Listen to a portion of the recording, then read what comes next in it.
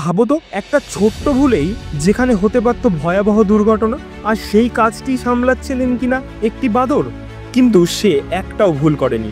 না, এটা কোনো গল্প নয়, এটা ইতিহাসের পাতা থেকে তোলা এক অবিশ্বাস্য সত্য কাহিনী। আজ বলবো দক্ষিণ আফ্রিকার সেই জ্যাক নামের বাদরের কথা, যে 9 বছর ধরে কাজ করেছেন রেলকর্মী হিসাবে, একজন মানুষের থেকেও নিখুঁতভাবে। জ্যাকের মালিক জেমস হোয়াইট ছিলেন পোর্ট এলিজাবেথের কাছে উইনটেন হেড স্টেশনের রেলকর্মী। একদিন ভয়াবহ দুর্ঘটনায় তিনি তার 2 পা হারান। ঠিক তারপরই জ্যাক নামের এই বাদর হয়ে ওঠে তার ভরসা, তার বন্ধু, তার সহকর্মী। প্রথমে সে শুধু হুইল চেয়ার ঠেলতো, কিন্তু তারপরে ঘটতে শুরু করে একের পর এক অবিশ্বাস্য কাহিনী। জ্যাক শিখে ফেলেন সিগন্যাল বদলানো, ট্রেন ছাড়া সংকেত দেওয়া, এমনকি টিকিট অফিসে চাবি পৌঁছে দেওয়া পর্যন্ত।